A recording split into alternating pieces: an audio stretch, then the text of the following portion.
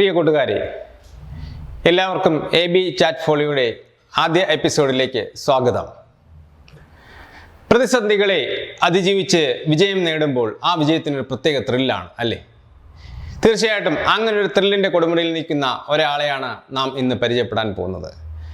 Kottakkal Rajas higher secondary സ്കൂളിലെ +2 commerce വിഭാഗം വിദ്യാർത്ഥി, സ്കൂളിലെ എല്ലാ പ്രവർത്തനങ്ങളിലും മുന്നിട്ട് നിൽക്കുന്ന വിദ്യാർത്ഥി, NSSൽ ചുക്കാൻ പിടിച്ചിരുന്ന വിദ്യാർത്ഥി, ക്ലാസിൻ്റെ ലീഡറായിരുന്ന വിദ്യാർത്ഥി, 2019 നാട്ടിൽ പ്രളയം വന്നപ്പോൾ നാട്ടുകാരോടൊപ്പം കർമ്മനിരതനായ വിദ്യാർത്ഥി, തൻ്റെ കുട്ടിക്കാലത്ത് സ്കൂൾ പഠനം സാധ്യമാകാതിരുന്ന, ഔദ്യോഗിക പഠനം സാധ്യമാകാതിരുന്ന ഒരമ്മയുടെ ശിക്ഷണത്തിൽ വളർന്ന ഒരു വ്യക്തിത്വം. കൂട്ടുകാരെ, അത് മറ്റാരുമല്ല, നമ്മുടെ പ്രിയപ്പെട്ട ജയസൂര്യ തന്നെയാണ്. നിങ്ങൾ പലരും ഒരുപക്ഷെ പല മാധ്യമങ്ങളിൽ കൂടിയും ജയസൂര്യയെക്കുറിച്ച് കേട്ട് കാണും. ജീവിത വിജയത്തിന് അടിസ്ഥാനം ക്രിയാത്മക മനോഭാവം തന്നെ എന്ന് തെളിയിച്ച ഈ മിടുക്കൻ സൂര്യ തേജസ്സോടുകൂടി ഇന്ന് നമുക്ക് മുന്നിൽ ജ്വലിച്ചു നിൽക്കുകയാണ്. പരിചയപ്പെടാം നമുക്ക് ജയസൂര്യയെ. Jayasurya, you are unstoppable.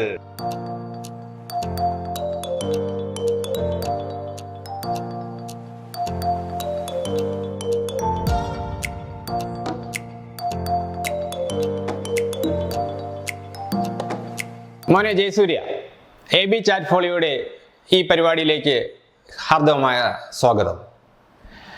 ആദ്യമായി ഒന്ന് സ്വയം പരിചയപ്പെടുത്തൂ. Who is Jayasurya? ഞാൻ ജയസൂര്യ. ഞാനിപ്പോ താമസിക്കുന്നത് മലപ്പുറത്തിലെ കോട്ടക്കൽ. അവിടെ ഒരു തോക്കാമറ എന്ന സ്ഥലമുണ്ട്, അവിടെ കോട്ടേഴ്സിലാണ്. ആ കോട്ടേഴ്സിൽ താമസിക്കാൻ തുടങ്ങിയിട്ട് ഇപ്പോ 7 കൊല്ലമായി. അപ്പോ ഞങ്ങള് കേരളത്തിൽ എത്തിയിട്ട്, അച്ഛനും അമ്മയും ഇവരൊക്കെ കേരളത്തിൽ എത്തിയിട്ട് ഏകദേശം 20 കൊല്ലത്തിലോളായി. അപ്പോ കേരളത്തിലെത്തി എനിക്കൊരു 1.5 വയസ്സുള്ളപ്പോ അച്ഛനെ ആക്സിഡന്റ് ആയി കിടപ്പിലായിരുന്നു. അപ്പോ വീട്ടിലെ കാര്യങ്ങളെല്ലാം നോക്കിയത് അമ്മയാണ്. അമ്മ പണി ആത്മ സാധനങ്ങളൊക്കെ പെറുക്കണ ജോലിക്കാണ് പോകുന്നത്.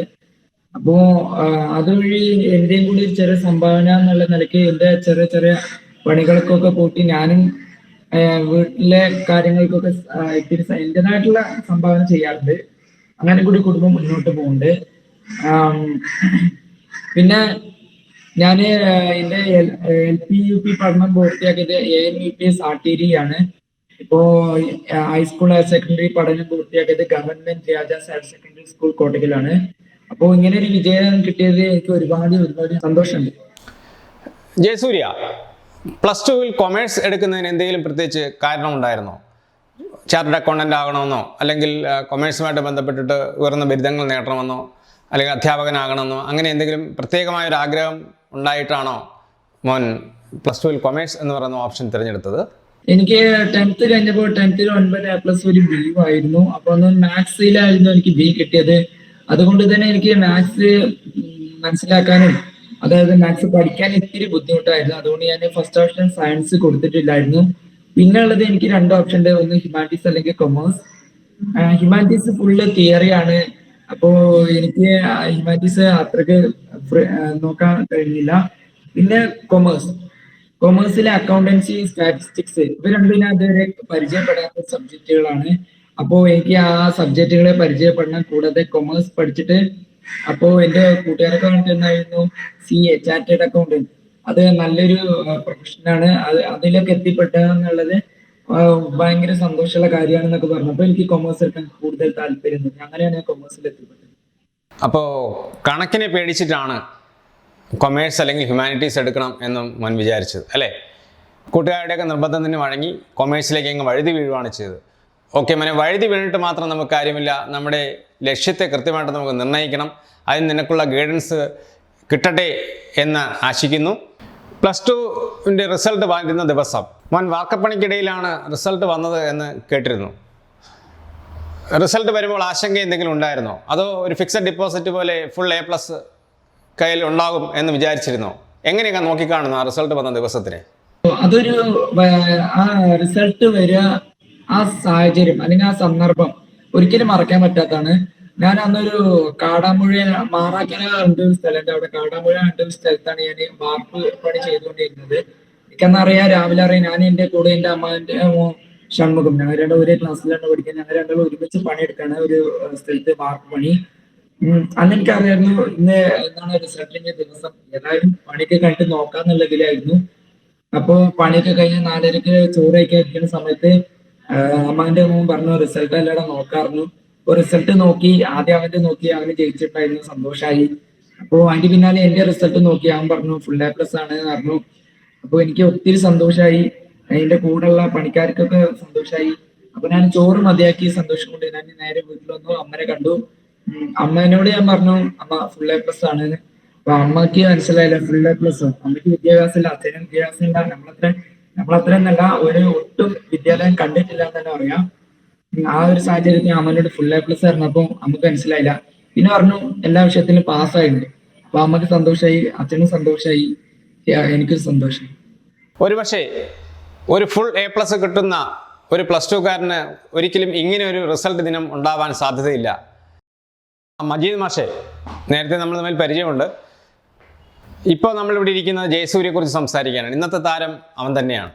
അവൻ സ്വന്തമായി താരമായതാണ്, മറ്റൊരാളവനെ താരമാക്കിയതല്ല, അല്ലേ? അങ്ങനെയുള്ള ഡയമണ്ടുകളെയാണ് നമുക്ക് വേണ്ടത്.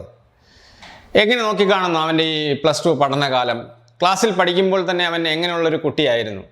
ചോദ്യങ്ങൾ ചോദിക്കുകയും അതുപോലെ തന്നെ കാര്യങ്ങൾ അറിയണമെന്നും മനസ്സിലാക്കി പഠിക്കണമെന്നും കാര്യകാരണസഹിതം പഠിക്കണമെന്നും ഒക്കെ നിർബന്ധ ബുദ്ധിയുള്ള ഒരു കുട്ടിയായിരുന്നു. മറ്റുള്ളവരുമായിട്ട് അവൻ എങ്ങനെയാണ് ഇടപെട്ടിരുന്നത്?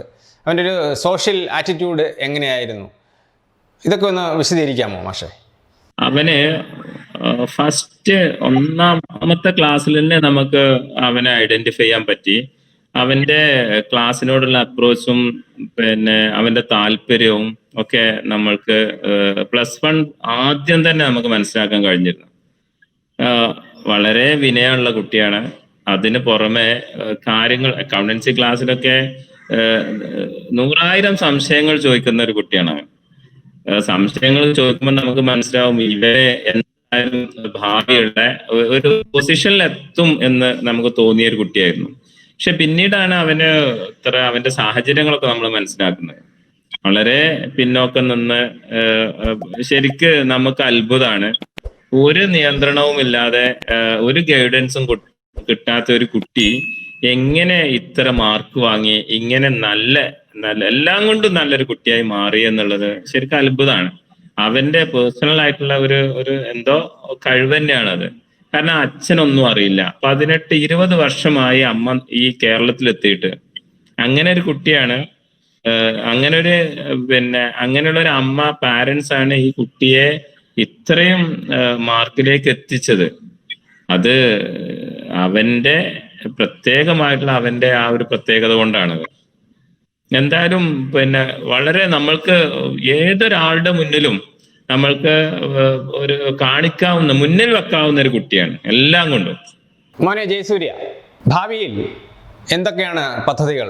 വീട്, ജോലി, അച്ഛൻ്റെ ചികിത്സ, ഇങ്ങനെ എന്തൊക്കെയാണ് ഭാവി പരിപാടികൾ? എനിക്ക് പ്രത്യേകിച്ച് വലിയ സ്വപ്നങ്ങളൊന്നുമില്ല. അപ്പോ ഞാൻ, അച്ഛൻ, അമ്മ, ഞങ്ങൾ 3 പേരേ ഉള്ളൂ. ഞങ്ങൾക്കായിട്ട് ഒരു ചെറിയ ഒരു വീട്, സ്വന്തമായിട്ടൊരു വീട്, അതുപോലെ എനിക്കിന് മുന്നോട്ടുള്ള പഠനത്തില് അധികം ശമ്പളം ഇല്ലെങ്കിലും നല്ലൊരു വരുമാനം, കുടുംബം മുന്നോട്ട് കൊണ്ടുപോകാനുള്ള ഒരു നല്ലൊരു വരുമാനമായിട്ടുള്ള ഒരു ചെറിയ ജോലി, ഇതാണ് എൻ്റെ ഇപ്പോഴത്തെ ആഗ്രഹം. അധികമായി സ്വപ്നങ്ങളൊന്നുമില്ലാതെ, വലിയ സ്വപ്നങ്ങളൊന്നുമില്ലാത്ത ഒരാളാണ് ജയസൂര്യ എന്നാണ് ജയസൂര്യ തന്നെ നമ്മളോട് വ്യക്തമാക്കുന്നത്. തീർച്ചയായിട്ടും അവന് പല മാർഗനിർദ്ദേശങ്ങളുടെയും അഭാവമുണ്ട് എന്ന ഈ ഉത്തരത്തിൽ നിന്ന് നമുക്ക് മനസ്സിലാക്കാവുന്നതാണ്. മജീദ് മാഷെ, ഞാൻ ജയസൂര്യയോട് അവൻ്റെ ആഗ്രഹങ്ങളെക്കുറിച്ച് ചോദിച്ചപ്പോൾ പറഞ്ഞത് പെട്ടെന്നൊരു ജോലി വാങ്ങണം, ഒരു വീട് വയ്ക്കണം എന്നൊക്കെയാണ്. യഥാർത്ഥത്തിൽ ഇങ്ങനെ മാത്രം ഒതുങ്ങിപ്പോകേണ്ട ഒരു കുട്ടിയാണോ ജയസൂര്യ? എന്താണ് താങ്കൾക്ക് തോന്നുന്നത്? അവന്റെ ഭാവി അവന് അങ്ങനെ പറഞ്ഞെങ്കിലും ശരി, ഒരു പ്രോപ്പർ ഗൈഡൻസിലൂടെ പോവുകയാണെങ്കിൽ അവന് നല്ലൊരു ഉയർന്ന പോസ്റ്റിലെത്താവുന്ന തരത്തിലുള്ള ഒരു വ്യക്തിത്വമാണ്. എല്ലാം കൊണ്ടും ഒരു പോസിറ്റീവ് ആറ്റിറ്റ്യൂഡുള്ള ഒരു കുട്ടി ആണ് ജയസൂര്യ. അവന് സ്കൂൾ ക്രിക്കറ്റ് ടീമിലുണ്ട്, അതുപോലെ തന്നെ NSS വളണ്ടിയർ ആണ്, ക്ലാസ് ലീഡർ ആയിരുന്നു. പ്രളയ സമയത്തൊക്കെ NSS കുട്ടികള് സോഷ്യൽ ആപ്റ്റിറ്റ്യൂഡ് കൂടും. അപ്പോ പ്രളയ സമയത്തും ആ സമയത്തൊക്കെ അവര് നാട്ടിൽ NSSന്റെ ഭാഗമായിട്ടല്ല, നാട്ടിൽ ക്ലബിന്റെ ഭാഗമായി അവര് നാട്ടിലെ സോഷ്യൽ വർക്കിൽ തന്നെ ആയിരുന്നു. മജീദ് മാഷെ, ജയസൂര്യയുടെ സാമ്പത്തിക സ്ഥിതി വളരെ മോശമാണെന്ന് നമുക്കറിയാം. പെട്ടെന്നൊരു വീട് വേണം, അച്ഛൻ്റെ ചികിത്സ മുന്നോട്ട് കൊണ്ടുപോകണം, പഠനം നന്നായിട്ട് നടക്കണം. ഇങ്ങനെ കുറേ കാര്യങ്ങൾ അവൻ്റെ ചുമലിലുണ്ട്, അല്ലെങ്കിൽ അവൻ്റെ അമ്മയുടെ ചുമലിലുണ്ട്. ഇത് അവരുടെ രണ്ടുപേരുടെയും മാത്രം ഉത്തരവാദിത്തമായിട്ട് ഒതുക്കാതെ എന്താണ് ഇതിൽ അധികമായിട്ട് നമുക്ക് ചെയ്യാൻ കഴിയുന്നത്? താങ്കളും താങ്കളുടെ സുഹൃത്തുക്കളായ അധ്യാപകരും നാട്ടുകാരും എല്ലാം ഇതിനെക്കുറിച്ച് എന്തെങ്കിലുമൊക്കെ ഒരു പദ്ധതി ഇപ്പോൾ ഇട്ടിട്ടുണ്ടെങ്കിൽ അതിനെക്കുറിച്ചൊന്ന് വിശദീകരിക്കാമോ? ജയസൂര്യയുടെ വീട്ടിൽ ചെന്ന സമയത്താണ് നമുക്ക് അവന്റെ സാമ്പത്തിക നില ശരിക്കും മനസ്സിലാക്കാൻ കഴിഞ്ഞത്. ക്ലാസ്സിൽ ചില സമയങ്ങളിലൊക്കെ ആബ്സെന്റ് ആകുമ്പോൾ നമ്മൾ അവനോട് ചോദിക്കാറുണ്ട്, എന്താണ് ഇങ്ങനെ ആബ്സെന്റ് ആകുന്നതെന്ന് പറയുമ്പോൾ അമ്മയ്ക്ക് സുഖമില്ല, അതുകൊണ്ട് വീട്ടിൽ ചെറിയ പ്രയാസങ്ങൾ ഉണ്ട് എന്നാണ് പറയാറുള്ളത്. അപ്പോൾ നമ്മൾ അന്വേഷിച്ചപ്പോൾ ഇവന്റെ സാമ്പത്തിക സ്ഥിതിയൊക്കെ നമ്മൾക്ക് അന്നേ മനസ്സിലായി. പക്ഷെ എന്തെങ്കിലും സഹായമൊക്കെ വേണോ, ക്യാഷിന്റെ കാര്യമൊക്കെ ചോദിക്കുമ്പോൾ അതൊക്കെ അവന്റെ അഭിമാനബോധം സമ്മതിക്കില്ല, അവനത് വാങ്ങാൻ തയ്യാറല്ല. പക്ഷെ റിസൾട്ട് വന്ന സമയത്ത് അവനറിയാം വീട് വേണം, ഇങ്ങനെയുള്ള പ്രയാസങ്ങളൊക്കെ അറിയാം, മുന്നോട്ട് പോകണം എന്നൊക്കെ ഉള്ളത് കൊണ്ട് തന്നെ അവന് കുറച്ച് സഹായങ്ങൾ, വീട് കാര്യങ്ങളൊക്കെ ആവശ്യമുണ്ട്. എന്നാൽ ആരോടെങ്കിലും ചോദിച്ച് ഇതൊന്നും വാങ്ങാനുള്ള ഒരു താല്പര്യമുള്ള ആളുമല്ല. എന്തായാലും അവന്റെ അക്കൗണ്ട് നമ്പർ അതുപോലുള്ള കാര്യങ്ങളൊക്കെ നമ്മൾ വാങ്ങിയിട്ടുണ്ട്. എന്തായാലും ഈ സമൂഹത്തിന്റെ ഉദാരമായ സംഭാവനകൾ ഉണ്ടെങ്കിൽ മാത്രമേ അവന് ഒരു വീട് വെക്കാനും അച്ഛനെയും അമ്മയെയും സംരക്ഷിക്കാനൊക്കെ കഴിയുള്ളൂ. എന്തായാലും ഞാന് രഞ്ജിത്ത് സാറിന് വാട്സപ്പിൽ അക്കൗണ്ട് നമ്പറും കാര്യങ്ങളൊക്കെ അയച്ചു തന്നിട്ടുണ്ട്. അപ്പോ സാറെ കൊണ്ട് കഴിയാവുന്ന കാര്യങ്ങളൊക്കെ ചെയ്തു തരണം. ബാക്കിയുള്ളവർക്ക് എല്ലാവർക്കും ഇതൊന്ന് പ്രചരിപ്പിക്കണം. വളരെ ആവശ്യമാണത്, അത്യാവശ്യമാണ്. കാരണം അവന്റെ ചുമലിലേക്ക് എല്ലാ കാര്യങ്ങളും ഇട്ട് അവന്റെ പഠിത്തവും ഭാവിയും ഇല്ലാതാകും. കഴിവുള്ള ഫുൾ A+ കിട്ടിയ കുട്ടി തന്നെയാണ്. പല ദിവസങ്ങളിലും ക്ലാസ്സിൽ ആബ്സെന്റ് ആണ്. അതിന് കാരണം ജോലിക്ക് പോവുകയാണെന്ന് ഇപ്പോഴാണ് ശരിക്കും നമുക്ക് മനസ്സിലായത്. അതുകൊണ്ട് അത് ഒരു ആർക്കെങ്കിലും ഒരു ചാരിറ്റി നൽകുകയാണെങ്കിൽ അത് ശരിയായ ആൾക്ക് തന്നെയാണ് അത് കിട്ടുന്നതെന്ന് ഉറപ്പാണ്. എന്തായാലും AB ചാറ്റ്ഫോളിയോ എന്ന യൂട്യൂബ് ചാനലിലൂടെ ഞങ്ങളോട് സംസാരിക്കുകയും അതുപോലെ ജയസൂര്യയോട് സംസാരിച്ച് കാര്യങ്ങൾ ഒക്കെ ചോദിച്ചറിയുകയും ചെയ്ത രഞ്ജിത്ത് സുഭാഷ് സാറിന് പ്രത്യേകം നന്ദി പറയുന്നു. എന്നെ ഇന്റർവ്യൂ ചെയ്യാൻ എത്തിയ AB ചാറ്റ്ഫോളിയോ ചാനലും അതുപോലെ തന്നെ രഞ്ജിത്ത് സുഭാഷ് ചേട്ടന് ഒരുപാട് നന്ദി അറിയിക്കുന്നു. ജയസൂര്യ ഒന്ന് കാണണമെന്നും അവൻ്റെ ഒരു ഇൻ്റർവ്യൂ ചെയ്യണമെന്നും ഞാൻ മജീദ് മാഷിനെ വിളിച്ച് പറഞ്ഞപ്പോൾ സസന്തോഷം അദ്ദേഹം അത് ചെയ്യാമെന്ന് ഏൽക്കുകയും കൃത്യസമയത്ത് തന്നെ വീഡിയോ കോൺഫറൻസിലൂടെ അത് സാധ്യമാക്കുകയും ചെയ്തിരിക്കുകയാണ്. മജീദ് മാഷിനും മിടുക്കനായ ജയസൂര്യക്കുട്ടനും AB ചാറ്റ്ഫോളിയോയുടെ പേരിൽ ഞാൻ നന്ദി രേഖപ്പെടുത്തുന്നു. ഒപ്പം തന്നെ ജയസൂര്യമോന് എല്ലാ ഭാവുകങ്ങളും നേരുന്നു. പ്രിയമുള്ളവരെ, ജീവിത വിജയത്തിന് അടിസ്ഥാനം ക്രിയാത്മക മനോഭാവം തന്നെയാണെന്നാണ് ജയസൂര്യയുടെ ജീവിതകഥ നമ്മെ ഓർമ്മിപ്പിക്കുന്നത്. തീർച്ചയായിട്ടും ഈ എപ്പിസോഡ് ഇഷ്ടമായെന്ന് വിചാരിക്കുന്നു. ഈ ചാനൽ സബ്സ്ക്രൈബ് ചെയ്യുമല്ലോ. ഈ ചാനൽ കൂടി അപ്ലോഡ് ചെയ്യുന്ന വീഡിയോകൾ ഉടനടി നിങ്ങളുടെ ഇൻബോക്സിൽ എത്തുന്നതിനായിട്ട് ബെൽ ബട്ടൺ അമർത്തുമല്ലോ. Thank U.